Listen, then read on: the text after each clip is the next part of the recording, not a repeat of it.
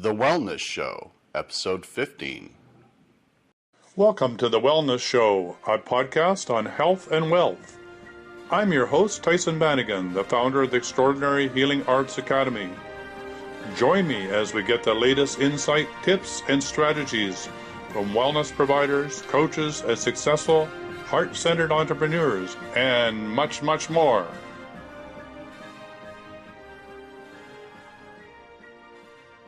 So welcome to The Wellness Show, and I'm excited today to have on the call Kim Kwasnecha. Did I get that right?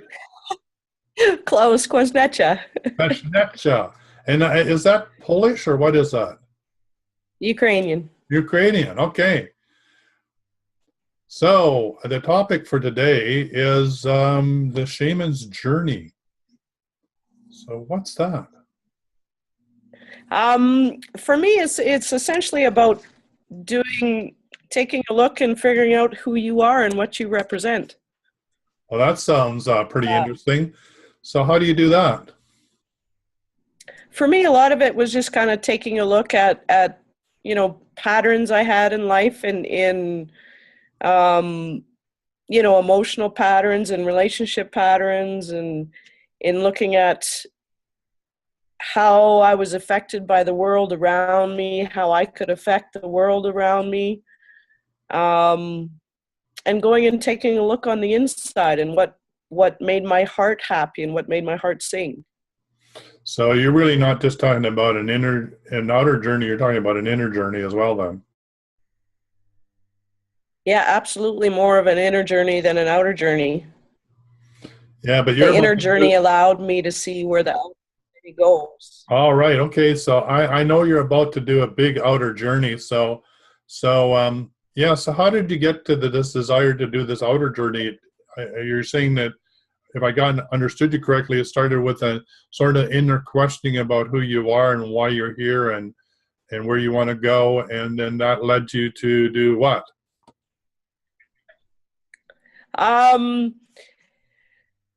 For a long, long time, I've always wanted to go and travel down to Peru. Something about the culture, something about the land, I don't know, just one of those places that you feel drawn to, right? And for a long time, I never did it. I spent more time just trying to find the inner balance inside first, and really kind of waited for that opportunity to really present itself. The last couple of years was more of the inner journey. Just this past October, I went down for a 10-day journey and really connected with the place, the culture, just the energy there in itself, and have decided to go spend some more time there to do some learning. Wow. So when you say learning, you're not just saying a lot of that learning, are you? I mean, when you say learning, say again? When you say learning, it's not the average learning. You're not going to go language learning or something like that. It's a little deeper than that, isn't it? Well, some of it, yeah, because I don't know. My Spanish isn't very good at the moment. So language learning plus, right? Yeah, just more so learning about working with the nature energy and the mountains and Pachamama, as they call Mother Earth down there. Those are things that really resonate for me as a person on my soul journey. I've always connected with nature a lot and with the trees, and there's a piece there that it feels more like a home for me at the moment, and it really makes my heart kind of sing. So it's I'm taking that next step in the faith department for myself on my own journey, and just gonna go down and see what's there that presents itself for me to learn and to do. And the learning may come in many different fashions, usually does. Right. Yeah, the best laid plans of mice and men. Well, you and I met on a shaman's journey, on a sacred journey, and we were in Mexico together, discovering ourselves and the sacred path of the Mayan. And I know that those are special times for me. discover that inner solitude, that connection to source, that connection to ancient cultures, a transformation. And I know that we shared those experiences at least once, and I know you've done many of those. And now you're following your passion, which is sounds like a lifetime passion to go to be in the Andes. But you also met you worked with a shaman when we worked together in Mexico, but you now are working with another shaman, right? When you go down, is that correct? Correct. Yeah. Correct. So who is this shaman? Yeah. This is a gentleman by the name of Puma, a very heart-centered man. He's been, learning the old ways and the culture from his grandfather, right when he was a kid, starting at like 6. So there's a lot of wisdom there in the knowledge of, as in Mexico and the Mayan, the culture of that which resides in because they're all, for me, interlinked. Yeah, you're breaking up there a bit. So let me see if I recap that. What you're saying is that methodology, that knowingness that comes from the sacred journey that is within Indigenous people, that there's such a strong similarity towards the Andean culture and the Mayan culture, that there was some technology, a transformation, some way of inner knowing, of being connected to nature, into the cosmos, that they were able to discover a body of information that we're only really now rediscovering. Is that part of it?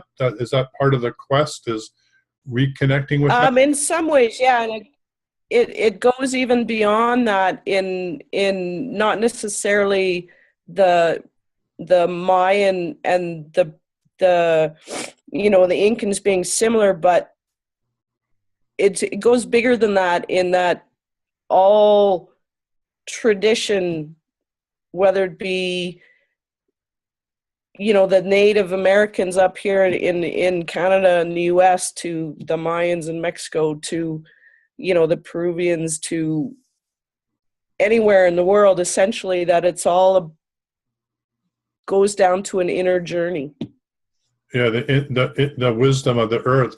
So I know that you are really gifted in that area, and we've done some work together about embodying your connection to your earth, that many people that you've discovered and the work you've done are really not in their bodies, that there's something about us modern people that being in our bodies is somehow difficult for us, that maybe we're so in our heads or whatever it is. So tell me a little bit about that work that you are called to do, helping people really get back in their bodies.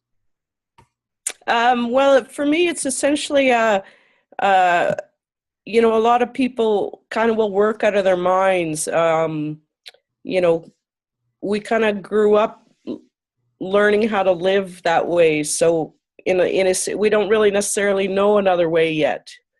And it's really about finding the balance between being in your mind and listening to your physical body, because we are here on this earth and we have a physical body, and it's about learning to listen to the wisdom of both the body and our mind, in allowing that energy to flow freely together as opposed to just by one.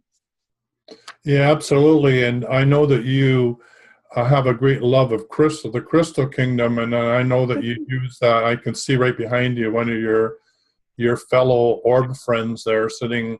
So I know that you use that as a touchstone to help you make that connection as well. So you want to talk a bit about that? Yeah, it's all things from the earth, whether they be trees or crystals, plants, flowers, smells, they all can be used as tools. Having that fairy energy around, I really like the crystals. They can add such a helping environment to both just your home, to walking around in your everyday life. to be used as tools as they're meant to be. They're part of the earth. They're part of here to help us. They have a lot of wisdom with them. And it's just sitting and being with them as you would sit and be with the trees or sit and be with the angels. Same type of representation for me in the crystals. Yeah, so when you sit with your crystal, and I watched you do that, you sit on the couch in a lotus position, you nestle that crystal up against your belly. So give us a bit of insight about what are you doing? Are you focusing in on the crystal as a conduit to a place inside of yourself, or you listening to the whisper of the crystal, or are you using it as a channeling agent? All the above, none of the above? I'm just curious because different people use crystals in different ways, and I think having people have the possibility of how to approach crystals in a new way might be very valuable for them.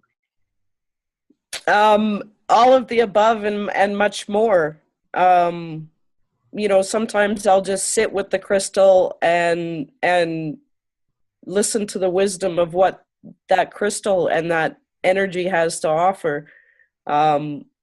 Sometimes I'll sit with like a rose quartz ball and just hold that essence of what that represents as unconditional love and just be with that with myself in times when, I need some extra healing. I've used them just as grounding tools and teaching tools to help with kids connect into their own energy. They like the colors, right? And the shiny things. Sometimes they don't understand what they're doing with them, but they always will get the benefit, and they will usually know on some level how it helps them. They just may not be able to express it as we've traditionally learned how to express in our culture. Yeah, I love that part of you, and that's the part that really gets me thinking is that you've worked with I don't even know the terminology which politically correct anymore, but challenged children or special needs or rainbow children or indigo children or ADD or whatever the alphabet soup that you label these kids with. All of the above. all of the above. I know that you have this special connection to them, and you just talked about how the crystal can allow them to communicate in ways that they otherwise couldn't. But that's sort of the same for all of us humans, is that we've only really activated certain bandwidths that we feel comfortable with and will allow ourselves to play in. What you're telling me is that crystal allows different levels of knowingness or beingness to be able to flow through you. And for some of these kids, it's one of the conduits that the channel that they're on that disallows them from communicating with other people unless they're on the same channel. I think that's sort of, I'm trying to find words to discover what you've discovered by working with these kids, that they have their own language, their own way of being in the world, their own touching and feeling and beingness. Is that correct? Yeah, essentially, yeah. They come into this world with having more awareness of the different senses that we do have. Like, we don't have just the 5. There's so many more levels of senses that we have, that they come into this world that are already awake, and the crystals can help them to regulate and to balance those senses without needing traditional words to do it with. Yeah, and I imagine most of these kids, the reason they get so high-strung and everything is they're running so much energy, they don't quite know what to do with it. So, it's too much energy to embody. So having a big, huge crystal like the one you have behind sitting in their lap, it allows just the sheer weight of the crystal to ground them and to take that energy and move it into the earth and ground them out so they can be more comfortable in their body. I would think a lot of them are overwhelmed, just like, whoa, way too much information. Yeah, that's very essentially what it's all about.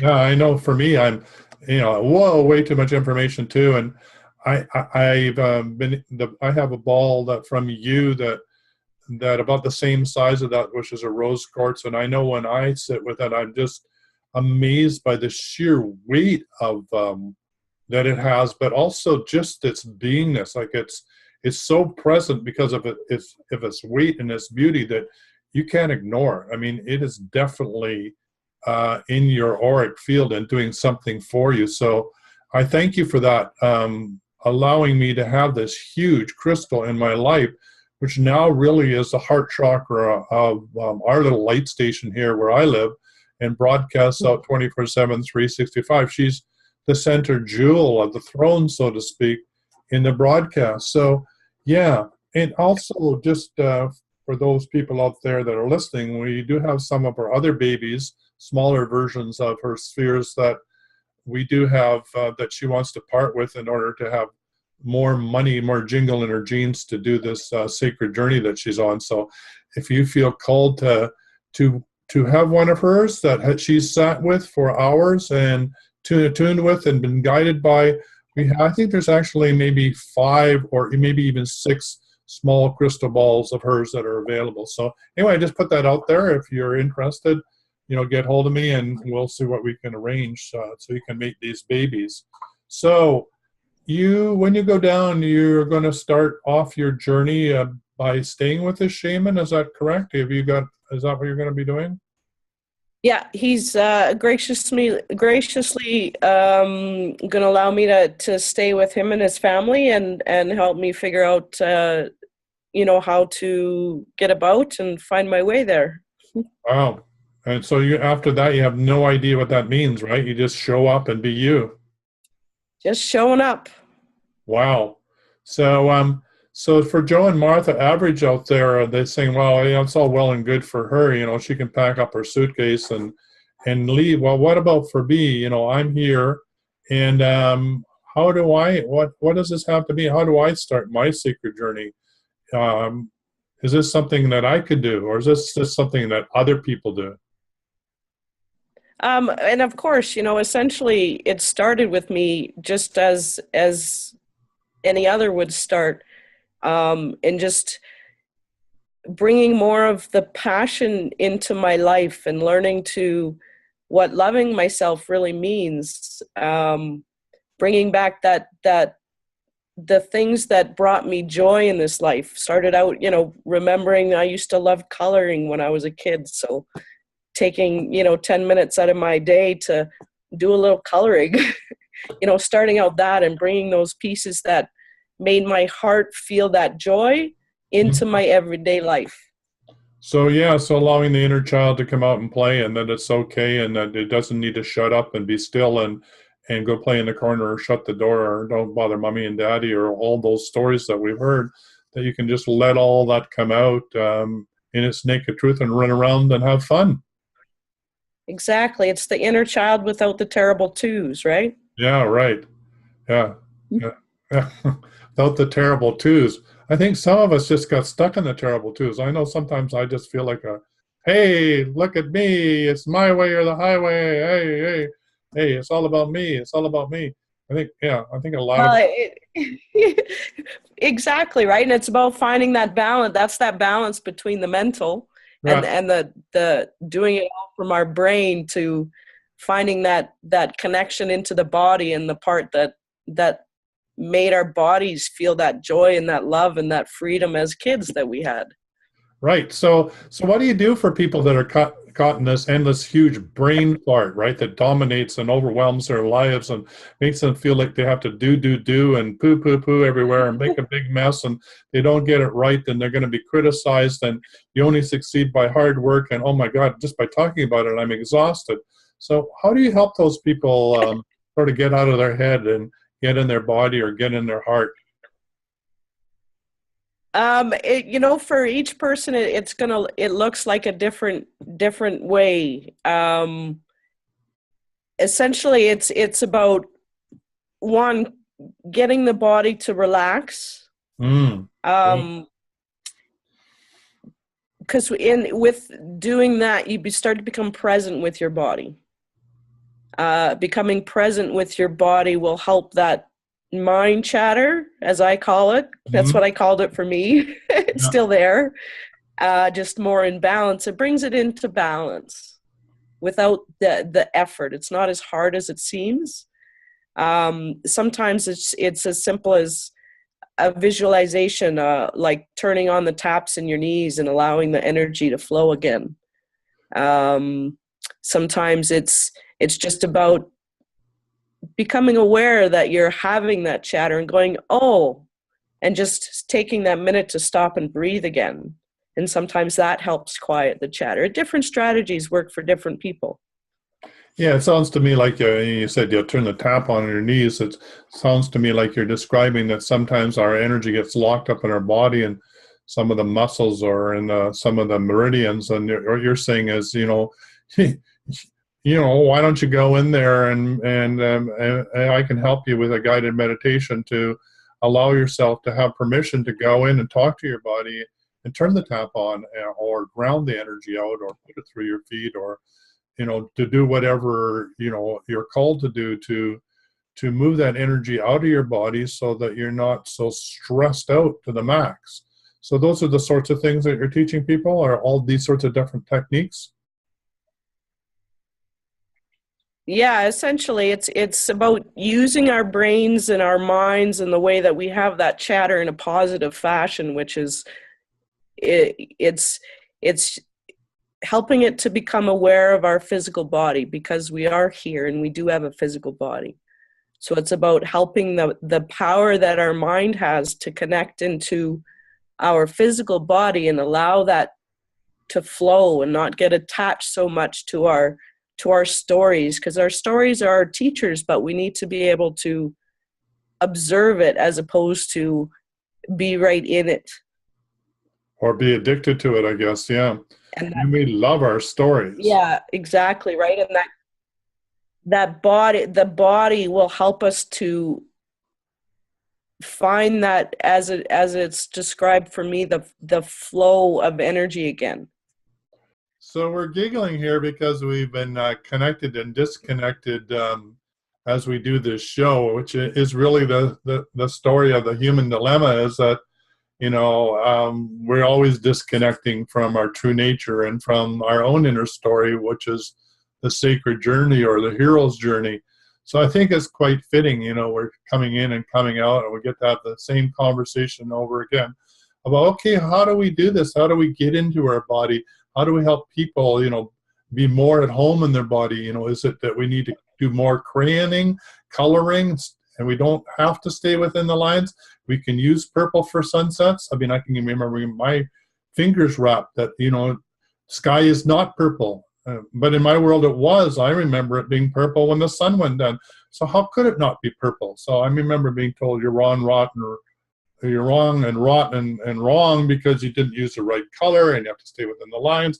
So yeah, so discovering our beauty as our childhood nature, that had no problem just being in a body and having fun. As an adult, this is a big one. So we were talking about that. One of the ones is to breathe. Don't forget to breathe. Certainly when this connection keeps coming and going in this call, we have to learn how to breathe and not get frustrated.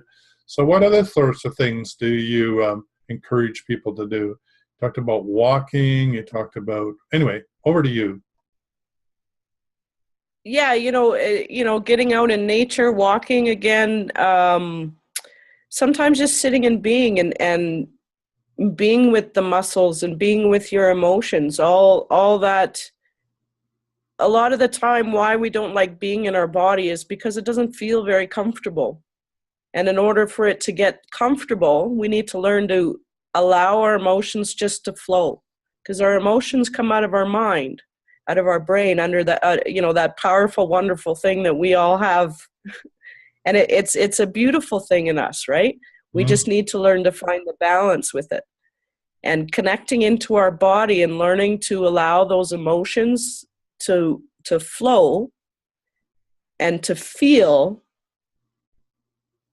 is the key to what it's about. And how that looks for different people will be different depending on, how active they are, what their lifestyle is, what they've got going on. It looks different for different people, but essentially that's what it's about, is getting those emotions to be in motion. Wow, that was beautifully put. And, I'm afraid that we may get disconnected again. So I'm going to wrap it up here because that's such a beautiful way to end this call. So now you're traveling. I mean, I would love to stay in touch with you. I want to know where you are and what you're doing. Are you going to provide that through a Facebook page or some way that people can track where you are and have a conversation with you? I guess, and if not, Yeah, I do have a Facebook page. I'm just in process of getting my website set up where a lot of the journey will come through the website, which is called Earth Journey. Is that a .com or a .ca? .ca, Okay. earthjourney.ca. Great. So that's how everybody. And then of course, go ahead. There'll be links to the Facebook page and all that through the website. Great, wonderful. Well, I'm so excited to talk to you. It was a bit of a bumpy call, but you know, sometimes life is bumpy. But thank you ever so much. I wish you all the best on your journeys. I'm looking forward to you sitting in my living room and telling me all about it, and also to follow you on your journey. It's in many ways I'll be right there with you. So it was great talking to you.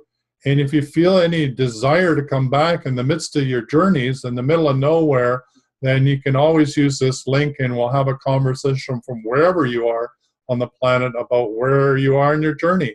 So all the best. Take care. That sounds perfect. Thank you, Tyson. All right, take care. It's been great talking to you, and yeah, bye. For quality online wellness products, courses, and services, visit our sponsors, theWellnessStore.ca and the Extraordinary Healing Arts Academy located at theWellnessAcademy.ca. To stay in touch, visit us at theWellnessShow.ca. And until next time, be healthy, wealthy, and wise.